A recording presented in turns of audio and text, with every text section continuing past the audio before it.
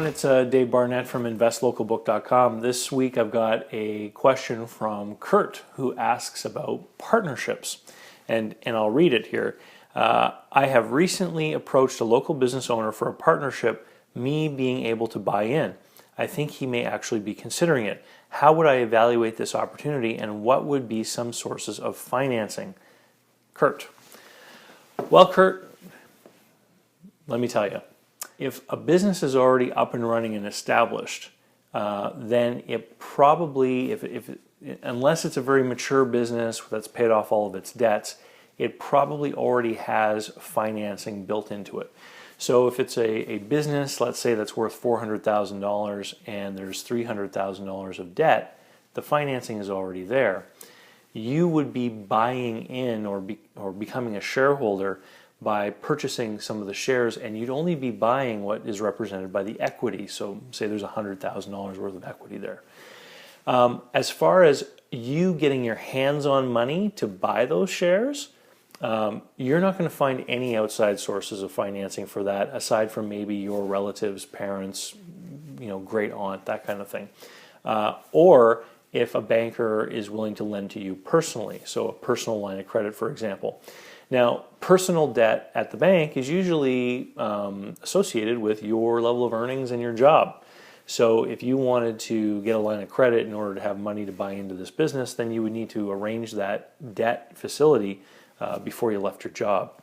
Now, here is the big danger of doing what you're proposing. Getting into business with someone, especially as a minority partner, is a risky affair. And the closest thing that I can think of to this type of relationship would be a marriage.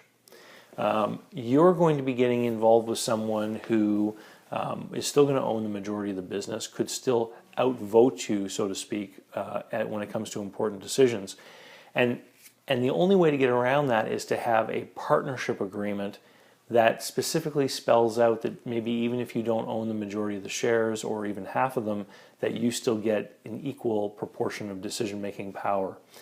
Now, the problem with that is that if you have to regulate your relationship with this person through a contract, then in order to go back and visit the contract, it means there must be some kind of conflict between the two of you.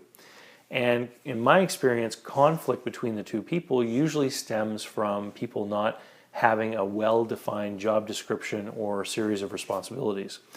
So if you're going to get into a partnership with someone, number one, you have to know them and trust them and know that you're going to be able to get along with them.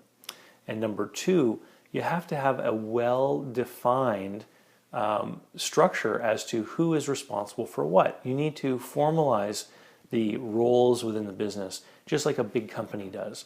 So different managers have different things, different people have different responsibilities.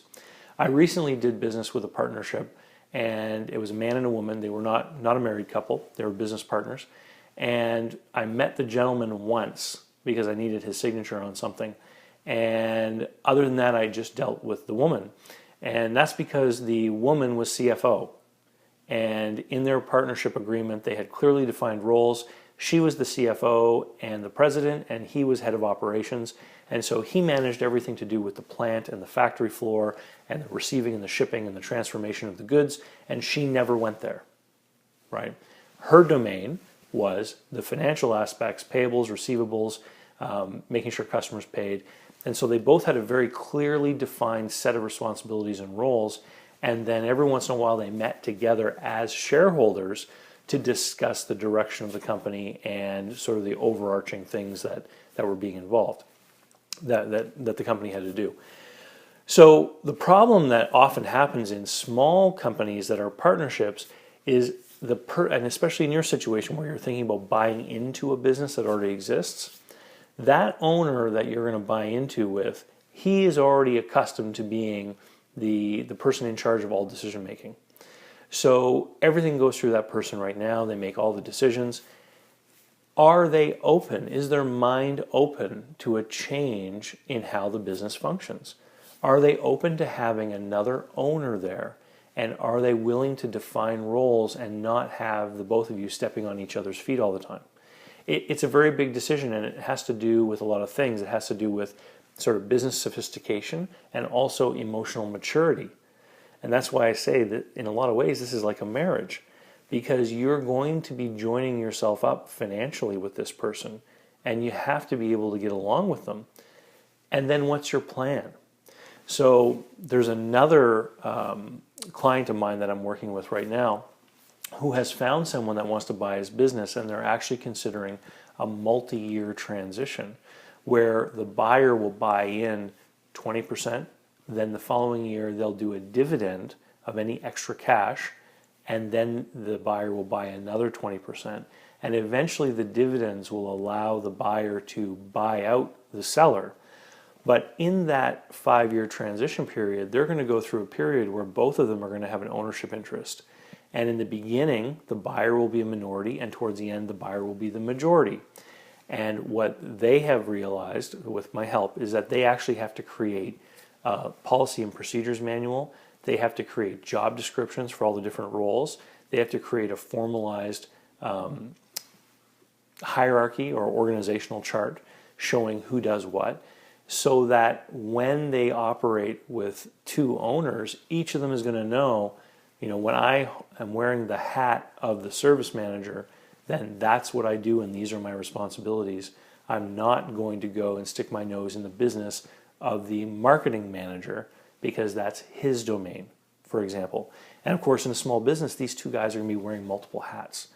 So it's always going to be a challenge to make sure that people are just doing their roles, and then to reconcile that later when they come together as shareholders, to have that shareholder meeting to make sure they're both on the same page. So it's a very difficult and complex thing. Kurt, you're not going to get somebody to lend you money to buy into a small business. In my book, Invest Local, I explain clearly why it does not make sense to be a minority shareholder. And the one exception that I do give is in the case where shareholders are active in the business, which you're proposing. So I hope that answers your question. And if anyone has any other questions or comments, feel free to send them along. And don't forget to sign up for my email list at investlocalbook.com, where you will get all of my videos earlier than everyone else by being an email subscriber. And I only send out one email a week. I'm not one of these guys who sends out 2 or 3 emails a day. I promise. Anyway, we'll see you next time. Hey, you made it to the end of the video. That's great. Don't forget, visit www.investlocalbook.com. Sign up for my email list. It's right down here under the welcome video. Thanks, and we'll see you next time.